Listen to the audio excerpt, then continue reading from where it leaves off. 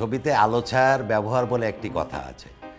এখন আমি ছবিতে দেখাতে চাচ্ছি যে আলো ছায়ার ব্যবহার কিভাবে। আলো, ছায়া এবং অন্ধকার এই তিনটে জিনিসকে আমি একটা আপেলের মধ্যে রং করে দেখাবো।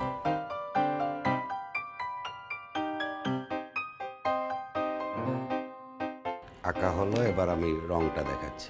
এখানে আলো পড়েছে, সেই জায়গাটা সাদা রেখে এর পাশে হলুদ দিয়ে দিলাম। এটা হলো হাইলাইট, যেটাকে বলে আলোর মধ্যে আলো, সেই জায়গাটা দিলাম আগে। এবার আমি আসছি ছায়ার রঙে।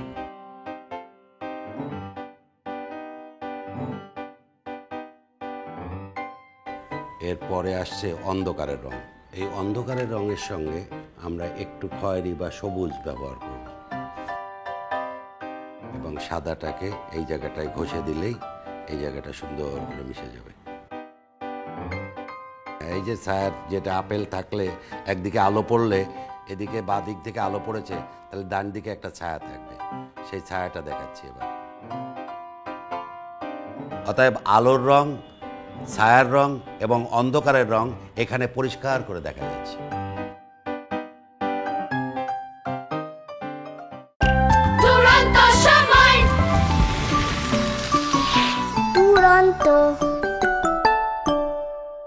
ছবিতে আলো ছায়ার ব্যবহার বলে একটি কথা আছে।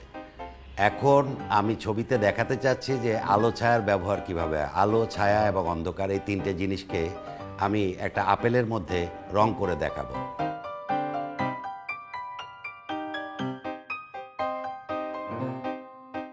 আঁকা হলো, এবার আমি রংটা দেখাচ্ছি। এখানে আলো পড়েছে, সেই জায়গাটা সাদা রেখে এর পাশে হলুদ দিয়ে দিলাম। এটা হলো হাইলাইট, যেটাকে বলে আলোর মধ্যে আলো, সেই জায়গাটা দিলাম আগে। এবার আমি আসছি ছায়ার রঙে।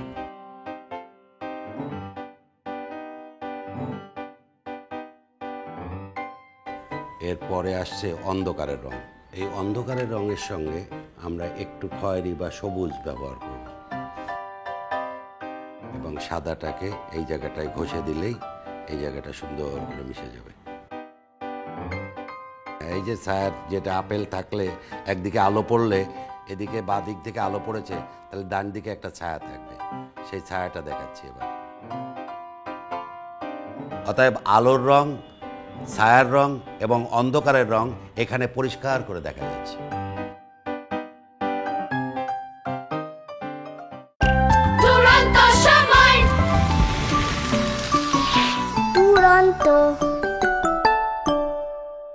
ছবিতে আলো ছায়ার ব্যবহার বলে একটি কথা আছে। এখন আমি ছবিতে দেখাতে চাচ্ছি যে আলো ছায়ার ব্যবহার কিভাবে। আলো, ছায়া এবং অন্ধকার এই তিনটে জিনিসকে আমি একটা আপেলের মধ্যে রং করে দেখাবো।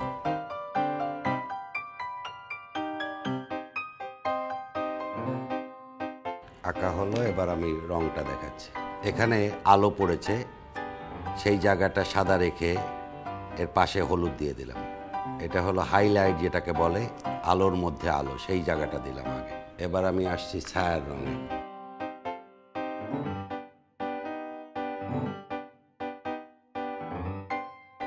এরপরে আসছে অন্ধকারের রং। এই অন্ধকারের রঙের সঙ্গে আমরা একটু খয়েরি বা সবুজ ব্যবহার করব এবং সাদাটাকে এই জায়গাটায় ঘষে দিলেই এই জায়গাটা সুন্দর করে মিশে যাবে। এই যে ছায়ার, যেটা আপেল থাকলে একদিকে আলো পড়লে এদিকে বাঁ দিক থেকে আলো পড়েছে, তাহলে ডান দিকে একটা ছায়া থাকবে, সেই ছায়াটা দেখাচ্ছি এবার।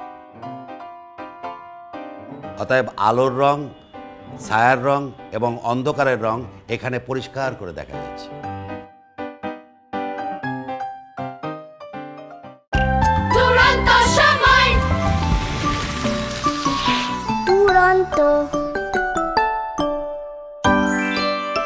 ফেসবুকে ফলো করো এবং ইউটিউবে সাবস্ক্রাইব করো দুরন্ত টিভি।